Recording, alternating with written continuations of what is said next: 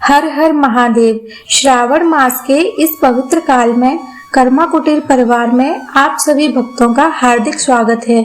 जो भी साधक इस कथा को सुनते हैं उन पर भगवान शिव की विशेष कृपा बरसती है।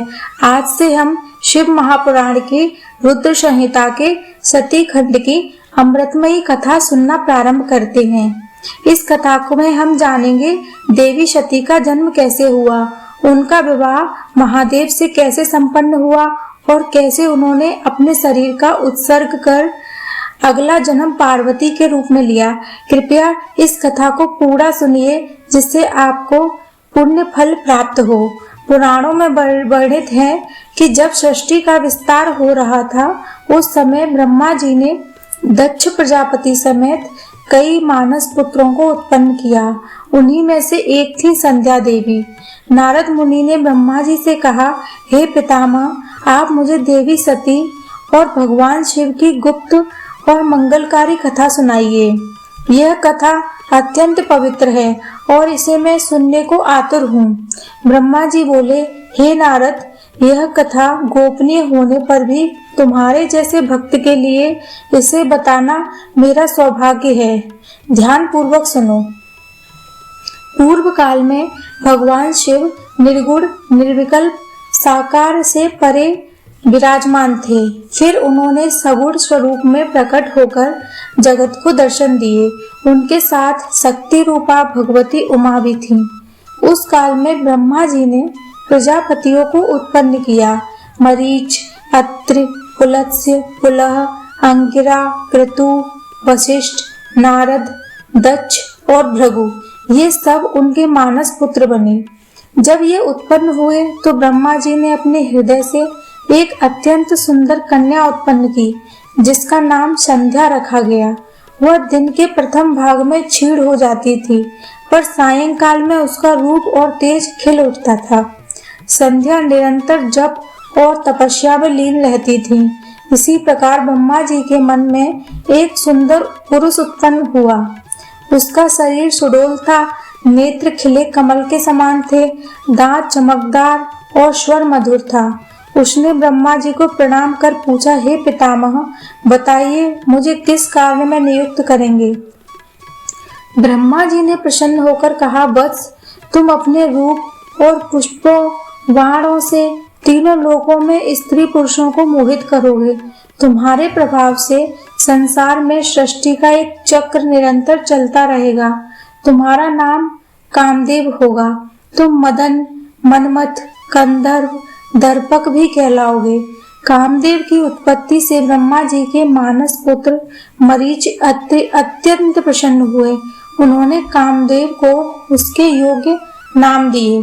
तभी दक्ष प्रजापति ने अपनी तपस्या से उत्पन्न कन्या रति का विवाह कामदेव से कर दिया।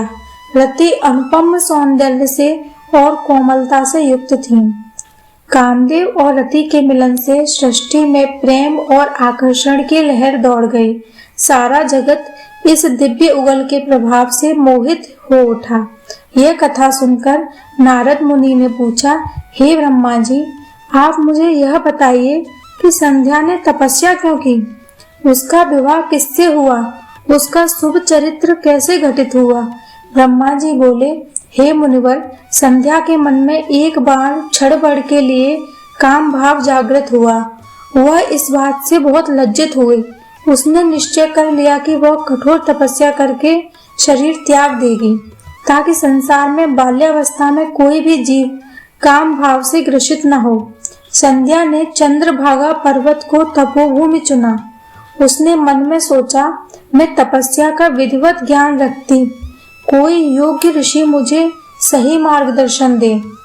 यह जानकर ब्रह्मा जी ने अपनी तपस्वी पुत्र वशिष्ठ को बुलाया और कहा, वशिष्ठ, संध्या तपस्या का भाव नहीं जानती, तुम जाकर उसे उचित उपदेश दो। वशिष्ठ ऋषि ब्रह्मचारी के रूप में चंद्रभागा पर्वत पहुँचे। वहां उन्होंने एक दिव्य सरोवर देखा जिसके तट पर संध्या बैठी थी। वशिष्ठ ने उनसे पूछा, हे देवी, तुम इस निर्जन पर्वत पर किस लिए आई हो? किसकी पुत्री हो और क्या उद्देश्य लेकर तपस्या कर रही हो? संध्या ने वशिष्ठ को प्रणाम किया और बोली, हे ब्राह्मण, मैं ब्रह्मा जी की मानस पुत्री संध्या हूँ। काम भाव जागृत होने के कारण मैंने निश्चय किया कि कठोर तपस्या कर अपने शरीर का त्याग करूंगी। कृपया करके आप मुझे तपस्या की विधि बताइए। वशिष्ठ ऋषि बोले, हे साध्वी, जो तप परम फलदायक है वह मैं तुम्हें बताता हूँ। तुम भगवान शिव का स्मरण करो और ओम नमः शंकराय नमः मंत्र का जप करो। मौन रहकर स्नान करो, पूजा करो। दिन में 2 बार छठे समय में केवल जल ग्रहण करो। तीसरी बार उपवास करो। इस मौन तपस्या से तुम्हारे सभी मनोरथ पूरे होंगे। वशिष्ठ ऋषि ने संध्या को यह उपदेश देकर कहा, हे कन्ये, शिव अनंत हैं, उन्हें प्रसन्न करने पर सब कुछ प्राप्त होता है। इतना कहकर वशिष्ठ वहीं से लौट आए। संध्या ने वशिष्ठ के वचन हृदय में धारण किए और चंद्रभागा के तट पर तपस्या में लीन हो गई। वह मौन होकर दिन रात शिव ध्यान में लीन रहने लगी। उस देवी की तपस्या से सारे लोग हिलने लगे और देवताओं भी विस्मित हो उठे। देवी संध्या की तपस्या पर्वत के पवित्र सरोवर के तट पर कठोर तप में लीन थी। वह मौन रहकर केवल ओम नमः शंकराय मंत्र का जप करती थी और नियम पूर्वक केवल जलाहार करके भगवान शिव का ध्यान करती थी। उनकी तपस्या से 4 युग बीत गए। उनकी इतनी कठोर साधना देखकर देवता और ऋषि सिद्धगण सब चकित हो गए। तब भगवान शिव ने उनकी भक्ति से प्रसन्न होकर संध्या को दर्शन देने का निश्चय किया। एक दिन जब संध्या गहरे ध्यान में लीन थी, तब भगवान शिव उनके सामने अपने दिव्य स्वरूप में प्रकट हुए। उनका शरीर वक्राल मृग चर्म धारण किए, त्रिनेत्र भाल पर चंद्रमा और गले में नाग सुशोभित था। उनकी जटाओं से गंगा बह रही थी। चारों दिशाओं में दिव्य प्रकाश फैल गया। संध्या ने अपनी आंखें खोली तो प्रभु शिव को सामने खड़े देखकर आनंद से उनकी आंखों में अश्रुधारा बहने लगी। वह सोचने लगी, हे प्रभु, मैं आपको क्या कहूँ, मैं तो अज्ञानिनी हूँ, आपकी महिमा तो अनंत है। और फिर उन्होंने हाथ जोड़कर कांपते स्वर में भगवान शिव की स्तुति की। हे प्रभु, आप ही निर्गुण हैं, आप ही सगुण हैं, आप ही सृष्टि के आदि मध्य और अंत हैं। आपकी महिमा को न ब्रह्मा जान सके, न विष्णु, न ही कोई मुनि। हे महेश्वर, मुझे अपनी शरण में रख लीजिए।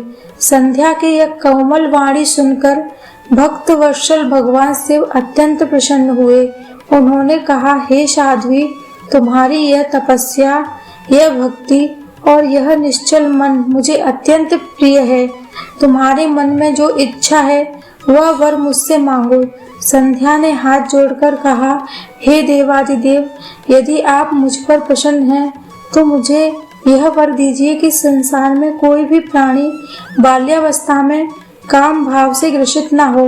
मेरी दृष्टि में सभी सकाम भाव न आए। जो भी पुरुष मुझे कुदृष्टि से देखे उसका पुरुषत्व नष्ट हो जाए।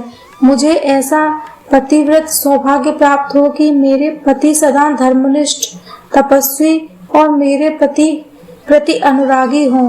भगवान शिव ने हंसते हुए कहा, हे देवी, तुम्हारे तप से यह मर्यादा अब इस धरती पर स्थिर हो गई है।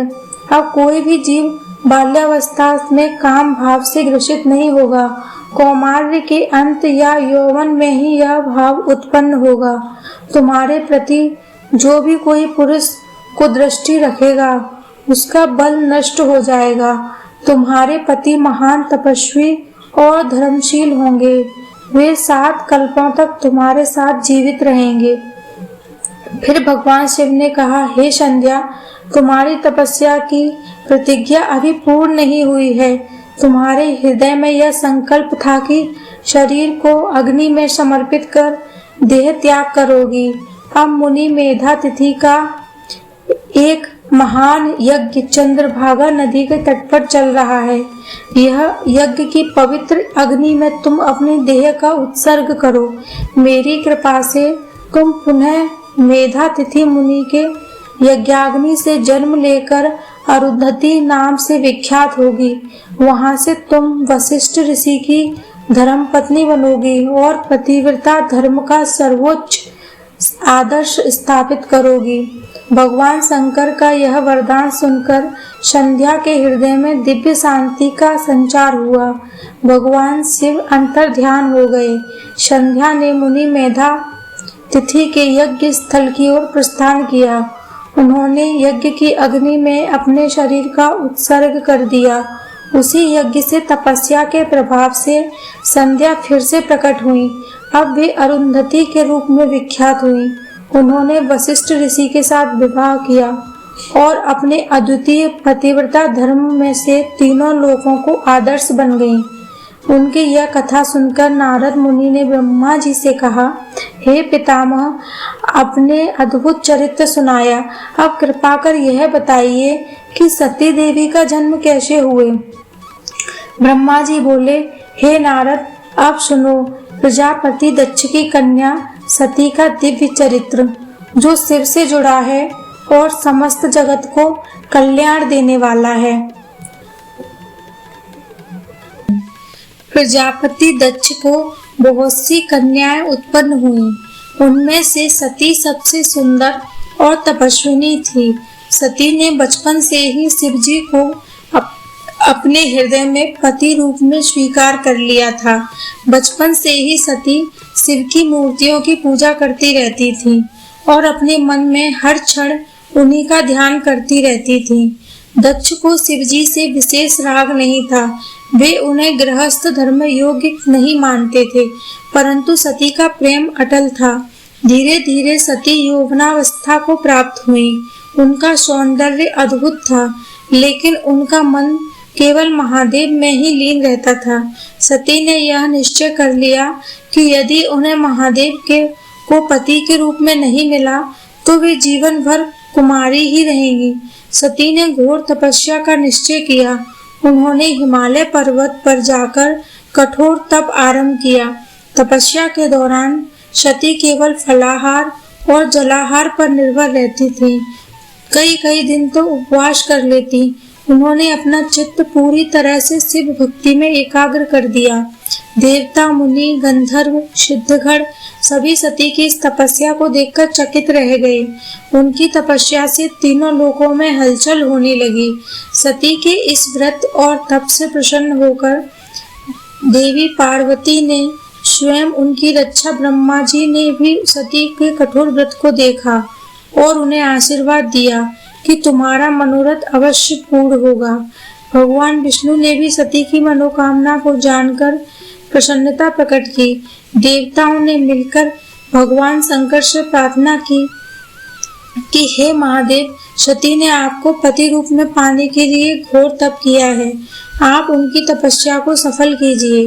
भगवान शंकर ने ध्यान से देखा तो उन्हें सती की कठोर तपस्या का भान हुआ।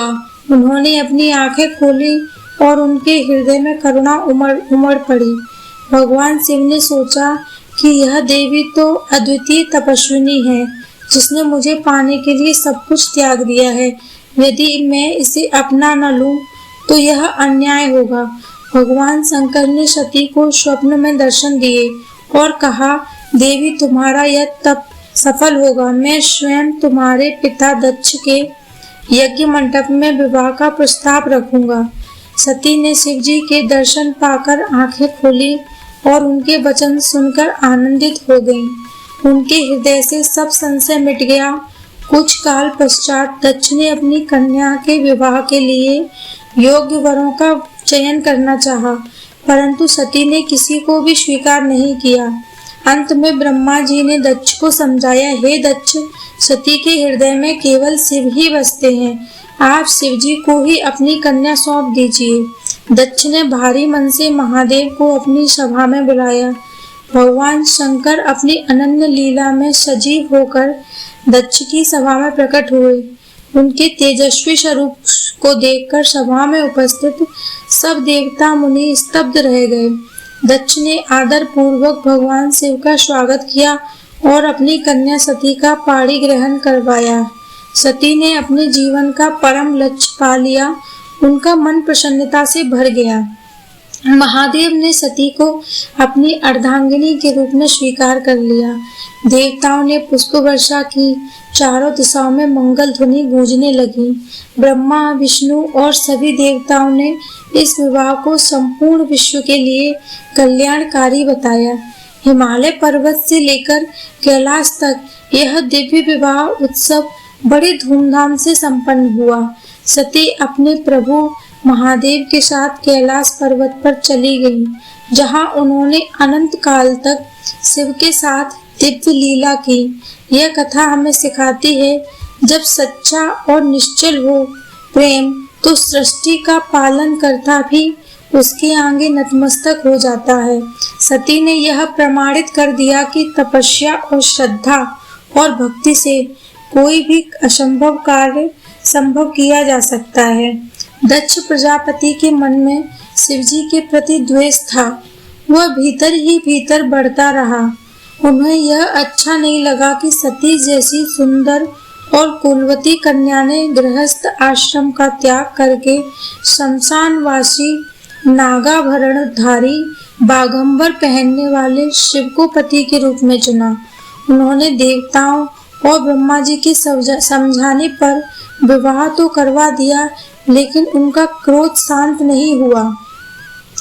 दक्ष ने बड़े अभिमान से एक विशाल यज्ञ का आयोजन किया, जिसमें सब देवताओं, ऋषि मुनियों और समस्त देवगणों को आमंत्रित किया, लेकिन भगवान शंकर को नहीं बुलाया। सती ने देखा कि उनके पति को छोड़कर सारे देवता यज्ञ में आमंत्रित हैं। उन्हें बड़ा दुख हुआ। सती ने शिवजी से कहा, हे स्वामी, मेरे पिता ने महायज्ञ किया है, मुझे वहां जाने की आज्ञा दीजिए। मैं अपने परिवार को देखूंगी। शिवजी ने स्नेह पूर्वक कहा, हे सती, बिना निमंत्रण के वहां जाना उचित नहीं। दक्ष के मन में मेरे प्रति प्रेम नहीं, द्वेष है। वहां तुम्हें सम्मान नहीं मिलेगा। फिर भी यदि तुम्हारी इच्छा है तो जाओ, लेकिन ध्यान रखना, वहां कोई अपमान हो तो अपने को संभालना। सती ने यह सुनकर शिवजी को प्रणाम किया और यज्ञशाला की ओर चल पड़ी। यज्ञ मंडप में पहुंचकर सती ने देखा, चारों ओर ऋषि मुनि देवता विराजमान हैं। उनके पिता दक्ष ब्रह्मा जी के पास बैठे हैं, लेकिन किसी ने सती को देखकर भी आदर से स्वागत नहीं किया। उनकी माता ने भी उनसे आंखें चुरा ली। सती का हृदय ग्लानि से भर गया। उन्होंने देखा कि यज्ञ कुंड में हवन पड़ रही है, लेकिन कोई भाग शिवजी के लिए नहीं रखा गया। सती ने अपने पिता से कहा, हे पिताश्री, आपने सब देवताओं को बुलाया, लेकिन मेरे स्वामी को आमंत्रित क्यों नहीं किया? दक्ष ने कटु वचन कहे और शिवजी का अपमान शुरू कर दिया। उन्होंने कहा कि वह शमशानवासी भूतों के स्वामी विकट वेशधारी तुम्हारे योग्य नहीं है। सती यह कटु वचन सुनकर कांप उठी। उन्होंने सोचा, मैंने जिसके लिए जीवन समर्पित किया, उनका ऐसा अपमान मैं नहीं सहन सकती। सती ने यज्ञ मंडप में ही अपने शिव का स्मरण किया और अपने योग्य बल से अपने प्राणों को त्याग दिया। सती की देह अग्निकुंड में गिर गई। यह देखकर वहां हाहाकार मच गया। ब्रह्मा, विष्णु, महेश, अन्य देवता भी स्तब्ध रह गए। ज्यों ही यह समाचार कैलाश पहुंचा, शिवजी ने अपनी जटाएं खोल दी, रौद्र रूप धारण किया। उन्होंने वीरभद्र और भृंगी गणों को उत्पन्न किया। वीरभद्र को आदेश दिया, जाओ दक्ष का यह घमंड नष्ट करो। वीरभद्र ने यज्ञ मंडप में जाकर सबको आतंकित कर दिया। देवता भागने लगे। यज्ञ कुंड उजाड़ दिया गया।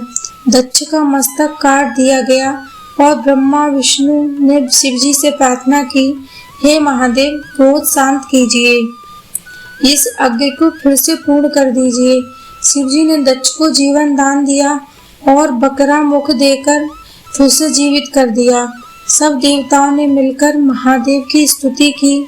शिवजी ने दक्ष को क्षमा कर दिया, लेकिन सती का त्याग उनका हृदय दुखा गया। महादेव विरक्त होकर तपस्या में लीन हो गए।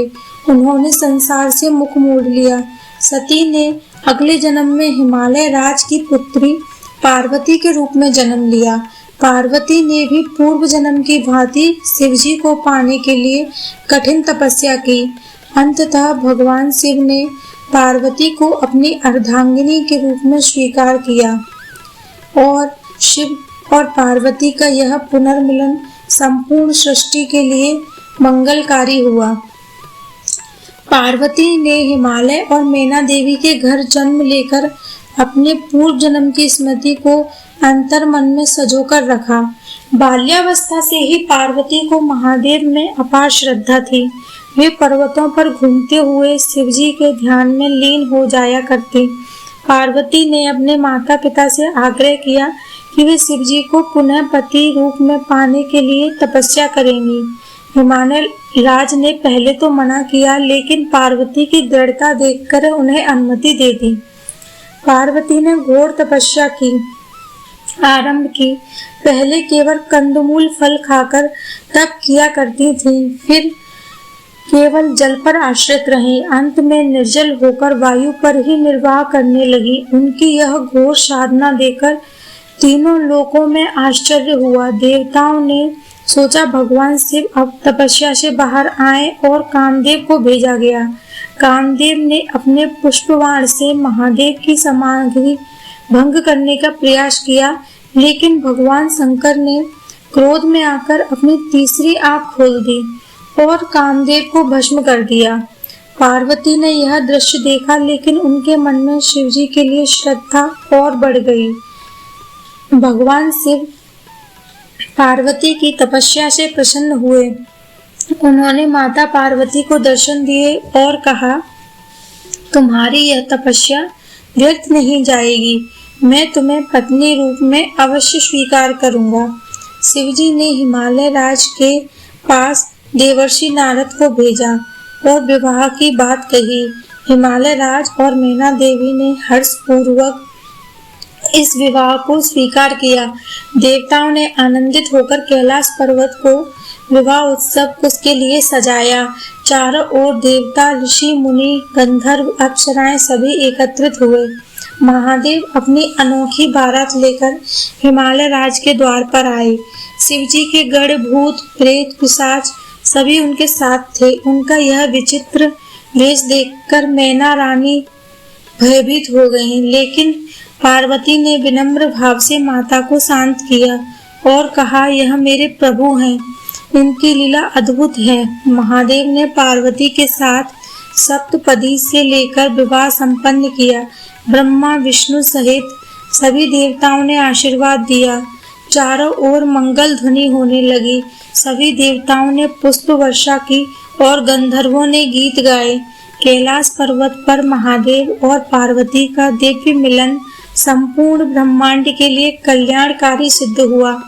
पार्वती ने शिवजी के साथ विवाह कर समस्त स्त्री जाति को यह शिक्षा दी कि सच्ची निष्ठा, प्रेम और तपस्या से कोई भी कार्य असंभव नहीं होता।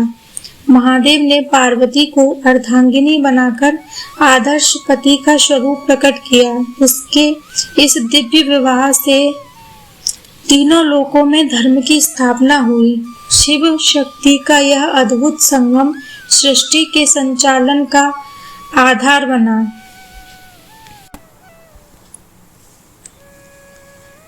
शिव और पार्वती के विवाह के बाद कैलाश पर्वत पर दिव्य उत्सव मनाया गया।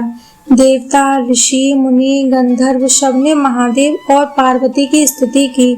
सृष्टि में संतुलन फिर से स्थापित हुआ। शिवजी ने पार्वती के साथ समय बिताते हुए लोक कल्याण के अनेक कार्य किए। वे भक्तों को आशीर्वाद देने लगे। कैलाश पर्वत पर सभी गण और देवता सुख से रहने लगे। एक बार माता पार्वती ने सोचा कि प्रभु सदा समाधि में रहते हैं, इनका मन प्रसन्न करने के लिए मैं कुछ विनोद करूंगी। माता पार्वती ने प्रभु शिव को अपने प्रेम जाल में बांधने के लिए अनेक लीलाएं की। कभी वे रुद्राक्ष की माला लेकर जप करने लगती, तो कभी शिवजी को पुष्प चढ़ाकर भक्ति भाव से उनका ध्यान करती। शिवजी भी पार्वती के अनुराग को देखकर संतुष्ट होते और मुस्कुरा देते। इस प्रकार दोनों के बीच प्रेम और शक्ति का अद्भुत संगम चलता रहा। एक दिन पार्वती ने शिवजी से प्रश्न किया, हे प्रभु, आपके गले में यह नरमुंड माला क्यों है? आपके शरीर पर भस्म क्यों लगती है और आप शमशान में ही क्यों रहते हैं? तब शिवजी ने प्रेम पूर्वक कहा, देवी, यह नरमुंड माला मुझे स्मरण कराती है कि जीवन क्षण भंगुर है। यह भस्म इस बात का प्रतीक है कि शरीर नश्वर है और शमशान में रहना बताता है कि माया से परे रहकर ही मोक्ष प्राप्त होता है। पार्वती ने इस ज्ञान को आदर से स्वीकार किया और कहा, प्रभु, आप सदा मुझे अपने ज्ञान से परिपूर्ण करते रहें। शिवजी ने पार्वती को अनेक दिव्य रहस्य बताए।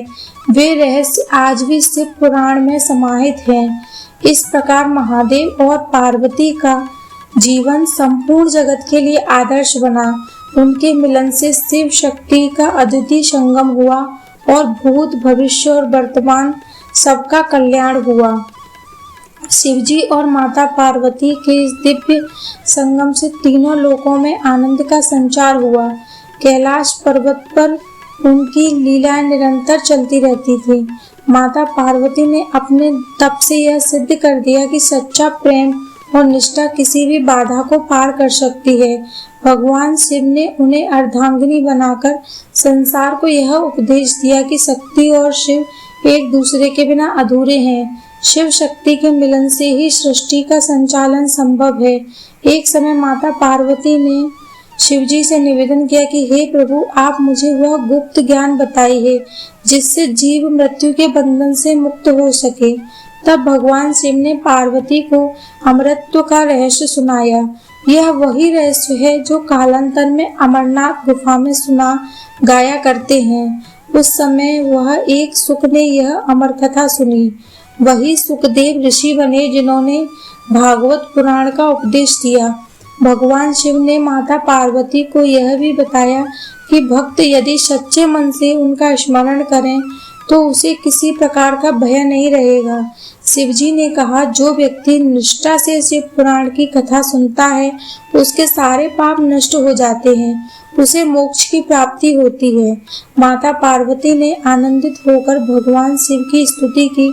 कहा, हे प्रभु, आप सदा मुझ पर समस्त भक्तों पर कृपा बनाए रखें। इस प्रकार कैलाश पर्वत पर शिव पार्वती का दिव्य जीवन निरंतर लोक कल्याण के लिए चलता रहा। ऋषि, मुनि, देवता और साधक उनके दर्शन पाकर धन्य होते रहे। आज भी जो भक्त श्रद्धा से शिव पुराण की कथा श्रवण करता है उनके जीवन में सुख, शांति और कल्याण आता है और अंत में वही जीव शिव स्वरूप को प्राप्त करता है।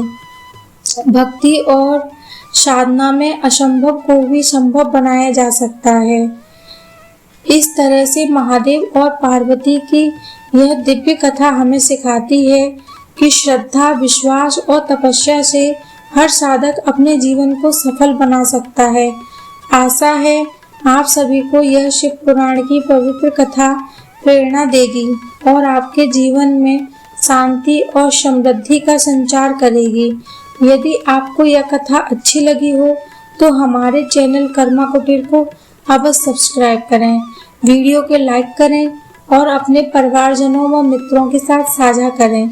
इसी प्रकार की और प्रेरणादायक और आध्यात्मिक कथाएं सुनने के लिए जुड़े रहें कर्मा कुटीर के साथ। महादेव आप सभी पर अपनी कृपा बनाए रखें। हर हर